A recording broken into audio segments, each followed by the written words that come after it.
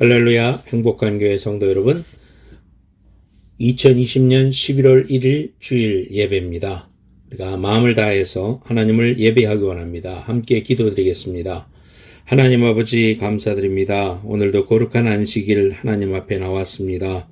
하나님 신령과 진정으로 하나님을 예배하며 하나님 앞에 가까이 나아가기 원합니다. 예배하는 심령들마다 이 시간 주께서 안수하여 주시고 우리의 예배를 받아 주시옵소서. 하나님의 귀한 능력의 손으로 저희들을 붙드시사 하나님이 세상 승리하게 하시고 하나님 주시는 능력으로 하나님이 기뻐 받으시는 삶을 살아 하나님 앞에 잘했다 칭찬받는 저희들의 삶이 되게 하여 주옵소서. 하나님 이 땅 위에 하나님이여 평안을 허락하여 주시고 특별히 미국의 대선을 하나님 붙잡아 주시어서 하나님 아버지 저희들이 몸담고 있는 이 미국이 하나님의 그 영광과 은혜를 회복하고 하나님 앞에 바로 서는 아름다운 나라로 하나님 설 수 있도록 축복해 주시고 모든 일정과 또 선거 이후에도 안정하고 평안할 수 있도록 하나님 지켜주시옵소서. 저희들 오늘 하나님 앞에 예배할 때에 하나님의 귀한 능력을 힘있게 하시고 병이 떠나가게 하시며 하나님의 능력으로 하나님이여 주님 주시는 세상을 넉넉히 이겨나갈 수 있는 독수리 날개치며 올라갔듯 힘을 공급하여 주시고 하나님이여 주께서 주시는 은혜로 충만할 수 있도록 복 내려 주옵소서. 시종을 주님 앞에 부탁드리옵고 예수님의 거룩하신 이름으로 기도드리옵나이다. 아멘. 다 같이 하나님 말씀 보겠습니다. 요한복음 21장 말씀입니다. 요한복음 21장 말씀 14절에서 17절 말씀입니다. 요한복음 21장 14절에서 17절 말씀까지 봅니다. 14절 말씀 제가 읽겠습니다. 이것은 예수께서 죽은 자 가운데서 살아나신 후에 세 번째로 제자들에게 나타나신 것이라. 이들이 조밥 먹은 후에 예수께서 시몬 베드로에게 이르시되 요한의 아들 시몬아 내가 이 사람들보다 나를 더 사랑하느냐 하시니 이르되 주님 그러하나이다. 내가 주님을 사랑하는 줄을 주님께서 아시나이다. 이르시되 내 어린 양을 먹이라 하시고 또 두 번째 이르시되 요한의 아들 시몬아 네가 나를 사랑하느냐 하시니 이르되 주님 그러하나이다. 내가 주님을 사랑하는 줄 주님께서 아시나이다. 이르시되 내 양을 치라 하시고 세 번째 이르시되 요한의 아들 시몬아 네가 나를 사랑하느냐 하시니 주께서 세 번째 네가 나를 사랑하느냐 하심으로 베드로가 근심하여 이르되 주님 모든 것을 아시오매 내가 주님을 사랑하는 줄을 주님께서 아시나이다. 예수께서 이르시되 내 양을 먹이라. 아멘. 오늘 요한복음 21장 14절에서 17절 말씀을 중심으로 해서 내 양을 먹이라, 내 양을 먹이라 라는 제목으로 하나님 말씀 증거하겠습니다. 예수 잘 믿는 청년이 버스를 탔습니다. 그런데 버스가 갑자기 급정거를 하게 되었습니다. 옆에 있던 할머니를 껴안게 되었습니다. 그러자 청년이 기도했습니다. 주여 시험에 들지 말게 하옵소서. 다시 버스가 가다가 버스가 흔들려서 이번에는 옆에 예쁜 아가씨와 본의 아니게 끌어안게 되었습니다. 그러자 이 청년이 기도했습니다. 주여 뜻대로 하시옵소서. 지난 한 주간도 평안하셨습니까? 오늘도 주님 말씀하옵소서. 그리고 우리 주님 뜻대로 순종하겠습니다. 이렇게 하나님 앞에 결단하는 귀한 시간 되기를 바랍니다. 문제 냅니다. 다음은 누구일까요? 나는 벳세다 출신 어부입니다. 나는 결혼했습니다. 왜냐하면 장모님이 있습니다. 예수님을 따르는 제자 중 야고보, 요한과 더불어 우리는 예수님의 3인방이라고 할 수 있습니다. 자, 여기까지 들었는데 여러분 머릿속에 떠올랐다면 성경 잘 아시는 분입니다. 그래도 생각이 안 나는 분에게 마지막 힌트 드립니다. 나는 예수님을 3번 부인했습니다. 예. 오늘은 베드로 이야기를 하겠습니다. 바울만큼이나 큰 영향력을 행사한 예수님의 수제자라는 별명을 지닌 사람, 베드로입니다. 정말 예수님 앞에 칭찬 들었던 고백, 주는 그리스도시요 살아계신 하나님의 아들입니다. 이런 신앙 고백을 해서 예수님께 큰 칭찬을 들었죠. 그리고 항상 예수님 앞에 수제자로서 모든 일에 앞장서고 또 최선을 다하는 그런 사람이었습니다. 그러나 주님이 잡히시던 날 밤, 그 이전에 예수님 앞에서 늘 장담했던 것과는 다르게 예수님이 잡히시자 예수님의 귀한 이름 앞에 3번이나 부인하게 됩니다. 다구는 소리가 들렸습니다. 그때 주님과 눈이 마주치고 그 길로 도망쳐서 괴로워하며 슬피 우는 그런 장면을 우리는 예수라는 누가복음을 기초로 해서 만든 영화를 보면 너무 동감이 되고 또 마음이 아픈 그런 장면입니다. 주님 잘못했습니다 하면서 우는 장면이 나옵니다. 그래서 우리가 찬송도 있죠. 요한의 아들 시몬아 내가 다른 사람들보다, 이 찬송도 이 성경을 중심으로 해서 만든 찬양이죠. 그래서 예수님의 제자 중에 닭을 제일 싫어하는 사람이 있었다. 누굽니까? 베드로라는 그런 우스갯말도 있습니다. 오늘 본문 21장 3절에 보면, 요한복음 21장 3절에 보면 베드로는 푸념합니다. 뭐라고 하냐면은 나는 물고기나 잡으러 가야겠다 그렇게 말합니다. 그래서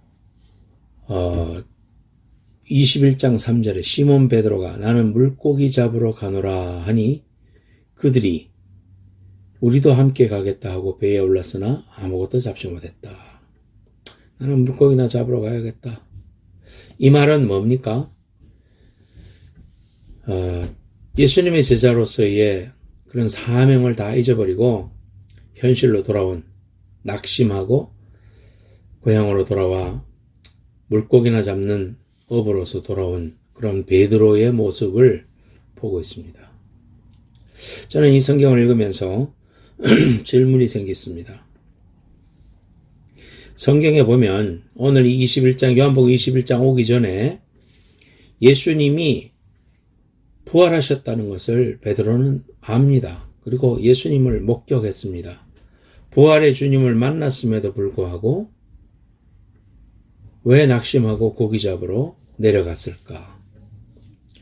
예수님이 돌아가셨으면은 실망할 수 있죠. 그런데 돌아가셨는데 그가 말씀하신 대로 3일 만에 부활하셔서 깜짝 놀랐습니다.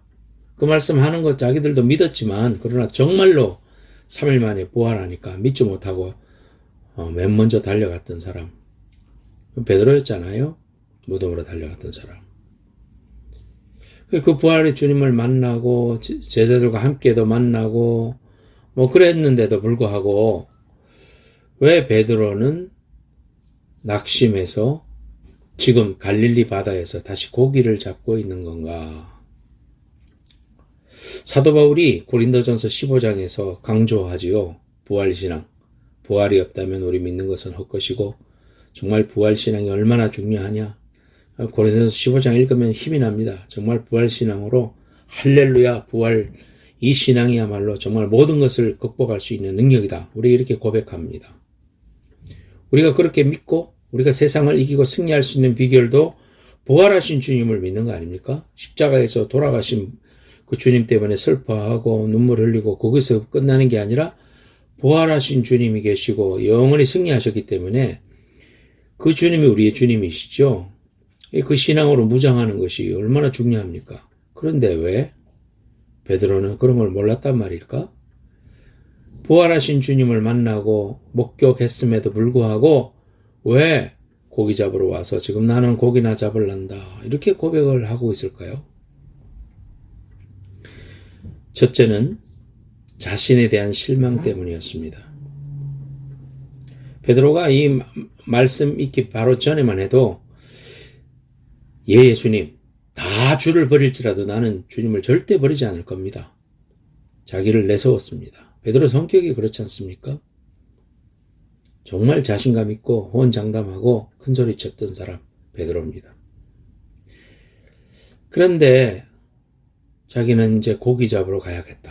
이런 형편없는 말을 하고 있습니다. 간단히 말하자면은 지금부터 예수님의 제자를 포기한다는 뜻입니다. 나를 따라오느라 사람을 낚는 제자가 되게 하겠다.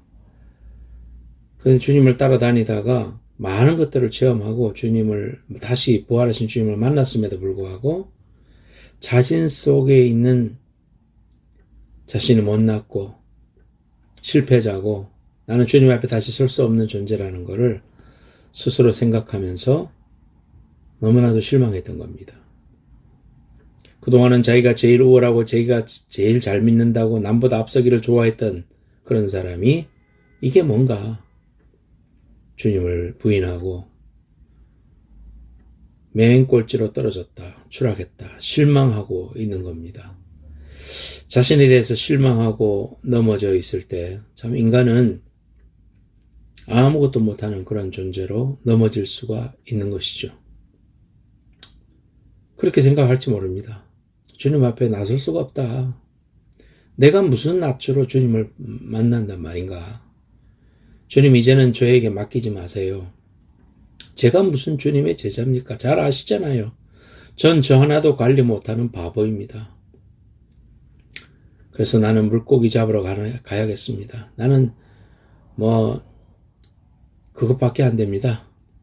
그릇이 그겁니다. 낙심하고 실패한 사람. 전형적인 모습을 보이는 겁니다. 베드로는 그 실패의 원인이 자기 자신에게 있었던 것은 사실이지만은 아마도 주님마저도 자신을 버렸을 것이라고 생각했을 가능성이 많습니다. 왜냐? 자기의 죄책감 때문이었습니다. 나 같은 제자를 우리 주님은 더 이상 상대하지 않을 거야. 주님은 나 같은 사람을 더 이상 사랑하지는 않으실 거야. 이렇게 생각했었을 것입니다.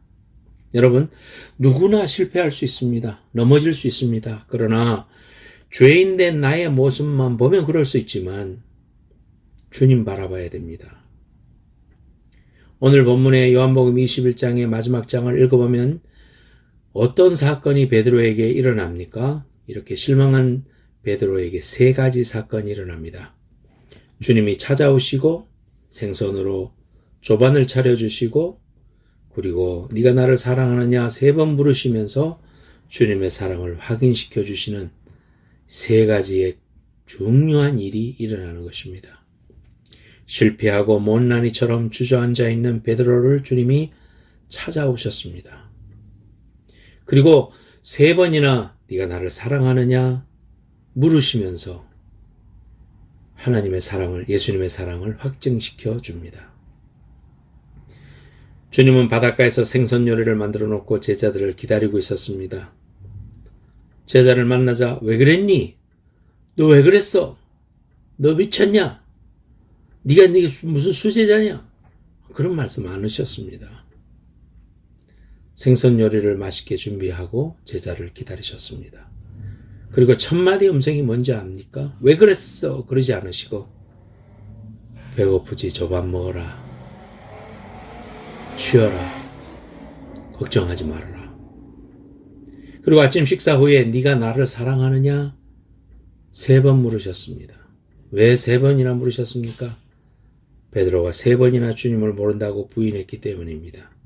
세 번 주님의 사랑을 확인시켜 주시는 주님이십니다. 사랑한다는 말은 헬라어로 아가페도 있고 또 필레오도 있는데 두 가지 다로 말씀해 주시면서 아가페의 사랑도 필레오의 사랑도 그렇게 다 확인시켜 줍니다. 아, 주님이 나를 사랑하시는구나. 아, 주님은 나를 아직도 사랑하고 계시는구나. 주님은 아직도 나를 잊지 않고 계시구나. 이거를 확인하는 순간 베드로는 일어서는 것입니다. 교회 일 하다가 또 신앙생활 하다가 생활하다가 시험에 들고 때로는 번아웃 되고 말 한마디에 넘어지고 그럴 수 있습니다. 그러나 우리가 기억할 일은 주님이 울고 있는 우리의 현장으로 찾아오신다는 것입니다. 내가 못나서 이기지 못해가지고 눈물 흘리고 앉아있는 어리석은 그런 삶의 현장일지라도 주님은 찾아오신다는 겁니다. 주님이 오셔서 우리의 고난의 자리를 아시고 거기까지 찾아오신다는 겁니다. 기독교가 다른 종교와 다른 점이 뭡니까? 다른 종교는 절대자를 향해서 자기가 고행을 하면서 참아가면서 노력하면서 찾아가는 것이지요. 그러나 기독교는 뭡니까? 절대자 하나님이 인간을 사랑하셔서 인류 가운데로 인간의 몸을 입고 찾아오신 것입니다. 낮고 낮은 말구 위로 오신 주님은 늘 인생의 슬픔과 고통, 병의 고통, 외로움 이런 모든 자의 친구가 되셨습니다. 그리고 죽기까지 사랑하셔서 십자가에서 죽으셨습니다. 그리고 부활하셨습니다. 죄짐 맡은 우리 구주 어찌 좋은 친구인지. 주님은 우리의 친구가 되시고 외로워 떨고 있을 때 함께 계셔 주시고 우리와 동행해 주시는, 말씀하시지 않았습니까? 세상 끝날까지 내가 너희와 함께 있으리라. 여러분 자신에 대해서 실망하고 낙심하고 지치고 고개를 떨구고 있을 때 꼭 기억하십시오. 우리는 결코 혼자가 아닌 것입니다. 어느새 나를 찾아오셔서 품에 안으시고 내가 너를 사랑한다 이렇게 말씀해 주시는 주님을 바라보십시오. 괴로울 때 주님의 얼굴 보라. 평화의 주님 바라보아라. 여러분, 그분의 사랑을 확신하는 것이 회복의 관건입니다. 울고만 있지 말고 주님의 사랑을 확인해야 됩니다. 주님의 사랑을 확신해야 됩니다. 주님의 사랑이 나를 일어서게 하는 것입니다. 주님의 사랑이 나를 붙잡는 것입니다. 이 귀한 주님의 사랑이 여러분의 심령 속에 강하고 확신 있게 자리 잡는 귀한 은혜가 충만하시기를 축원합니다. 두 번째로 우리가 이제 해야 할 일은 사명을 붙잡는 것입니다. 주님은 3번 말씀하시면서 내 양을 먹이라, 내 어린 양을 먹이라 여러 가지 말씀을 하셨지만은 똑같은 말씀입니다. 양을 먹이라. 내가 너를 부를 때 사람을 낚는 어부가 되게 해주겠다고 하지 않았느냐. 그 양을 전도하는 일과 또 양육하는 일, 이러한 일을 네 삶의 사명으로 다시 확인하라. 그렇게 말씀하고 계시는 것입니다.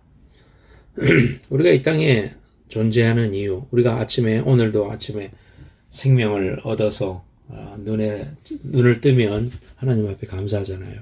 저는 늘 눈을 뜨면 하나님께 감사합니다. 하나님, 귀한 날을 허락해 주셔서 감사드립니다.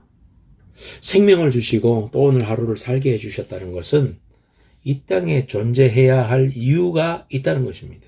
하나님의 사명을 우리에게 주시는 것입니다. 하나님 모를 때야 그저 먹고 사는 거죠. 그러나 하나님을 알고 하나님 우리를 불러주신 목적이 분명히 있지요. 목적이 이끄는 삶이라는 책이 몇백만 부 팔린 건 뭡니까? 인생의 목적을 이렇게 스테이트먼으로 정확한 정의로 우리 인생의 목적을 이렇게 정의해 준 책을 읽으면서 사람들은 크리스찬이든 아니든 다 그 책을 읽기를 원했던 것이죠. 우리에게 사명이 있어서 하루가 주어진 겁니다. 여러분들에게도 오늘 하루가 주어진 것은 사명이 있어서 그런 겁니다. 다 있습니다, 여러분. 내가 깨닫지 못해서 그렇지 하나님이 여러분에게 주신 사명이 다 있습니다. 크게는 지상명령입니다. 마태복음 28장 19절 땅 끝까지 복음 전해라. 제자를 삼고 가르쳐 지키게 하라. 너들이 혼자 힘을 안 는다. 내가 너와 함께 한다. 그래서 임마누엘의 축복을 주셨잖아요. 그것이 큰 사명이고요. 가정을 향해서, 직장을 향해서, 세상을 향해서 이런 사명을 늘 붙잡으셔야 됩니다. 하나님은 우리의 실패 때문에 우리에게서 기대를 철회하지 않으신다는 겁니다. 아이고 쟤는 안 되겠다 하면서 거둬들이지 않는다는 겁니다. 어떤 신학자는 그래서 하나님을 가르쳐서 하나님은 두 번째 기회를 주시는 하나님. God offer second chance. 세컨 찬스 주시고 두 번째 기회를 주시는, 만회할 기회를 주시고 한 번의 실패로 나는 너하고 일 없다 이렇게 말씀하시는 하나님이 아니라 기회를 주시고 또 기회를 주시고 또다시 할 수 있도록 해주시는 그런 하나님이심을 우리는 확실히 알아야 됩니다. 빌 게이츠 책에 보면 미래로 가는 길이라는 책에서 내가 우리 회사 사람을 고용할 때에 이제는 되도록 실패의 경험이 있는 사람을 많이 쓰겠다.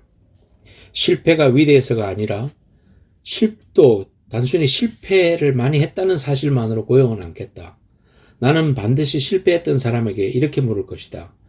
실패를 통해서 당신은 무엇을 배웠습니까? 실패를 통해서 레슨을 얻은 사람, 교훈을 배운 사람에게는 그 실패는 결코 실패가 아니라 성숙의 새로운 기회다.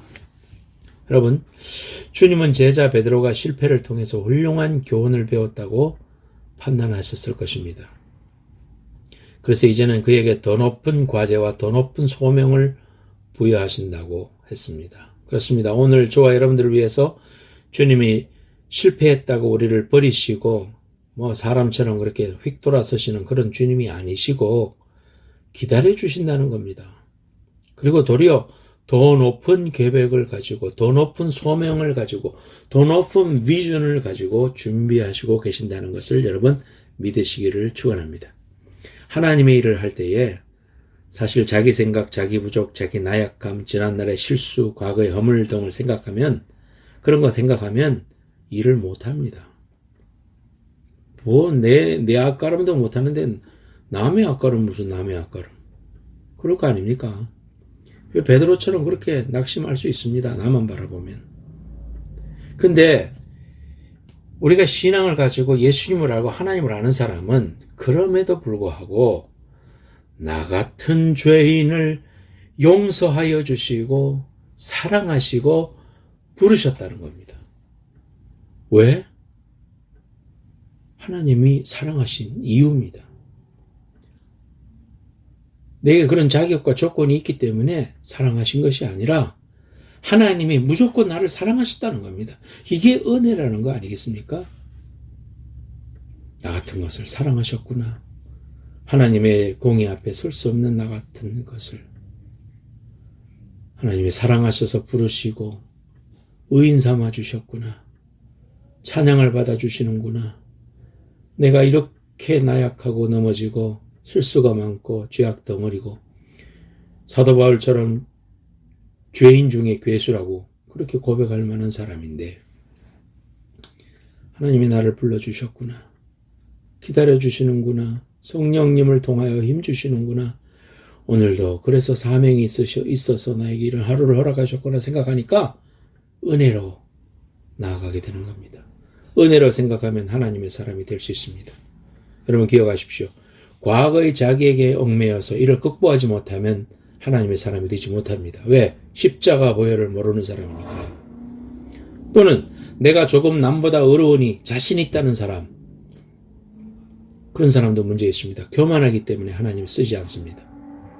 여러분 정말 겸손하게 나는 부족하여도 하나님은 온전하시고 하나님의 뜻에 합당한 사람으로 나를 고쳐서 쓰시는 그 귀한 하나님, 우리는 그런 주님을 바라봐야 됩니다. 나를 통하여 하나님의 작품을 마지막에 다 완성하실 하나님의 열심을 보시고 소망을 가지고 확신을 가지고 담대히 나아갈 수 있어야 됩니다. 성령님께서 우리에게 감동하실 때 회개하고 삶을 돌이키고 하나님을 의지하고 불신을 하나님 앞에 내버리고 맡겨야 됩니다. 성령님 의지하고 늘 맡겨야 됩니다. 이런 베드로가 결국은 그의 사랑을 확신하고 오순절날 성령 부흥 일어났을 때에 그 부흥 운동의 한복판에 주역으로 하나님 앞에 쓰임받았던 사람이 베드로였습니다. 그가 외칠 때 하루에 수천 명의 사람이 하나님 앞에 돌아왔지 않습니까? 하나님이 마음껏 쓰셨습니다. 이제는 피상적인 자신감을 가지고 베드로가 일한 것이 아니라 옛날처럼 큰 소리치는 그런 베드로가 아니었고 나의 연약함을 처절하게 깨달았기 때문에 하나님 의지하고 내 연약함 때문에 내 안에 있는 예수가 나타나야 한다. 성령님의 능력으로 나아가야 된다. 믿음으로 나아가야 된다. 그렇게 하나님의 도우심을 의지하면서 그는 세상을 변화시키는 사도로서 살아갈 수가 있었습니다. 독수리는 절벽 끝으로 자기의 새끼를 떨어뜨린다죠. 그것이 떨어질 때까지는 왜 아빠가 일어나? 고난이고 처절한 몸부림이고 나는 죽는다 하면서 필사적으로 날개짓을 할 겁니다. 그 순간 자기가 날 수 있다는 사실을 발견하는 것입니다. 그 순간부터 새끼 독수리는 무한한 하늘의 공간이 비전의 공간으로 변화될 수 있는 것입니다. 아빠 독수리의 훈련은 계속되었을 것입니다. 만약에 까무러치면서 떨어지는 새끼가 있다면 땅에 떨어지기 직전에 날아와서 날개를 펴고 아기 독수리를 안았을 것입니다. 그러나 또다시 떨어뜨릴 것입니다. 그래서 우리 속에 하나님의 비전으로 이 땅 안에서 하나님의 귀한 비전과 꿈을 이룰 수 있는 믿음의 사람으로 하나님이 세워주실 때까지 우리를 하나님께서 연단하실 것입니다. 여러분 베드로처럼 여러분 자신의 나약함만 바라보고 실망하고 실족하면서 나는 고기나 잡아야겠다. 그렇게 하지 마십시오. 그 자리에 찾아오신 우리 주님을 의지하고 주님의 사랑을 확신하십시오.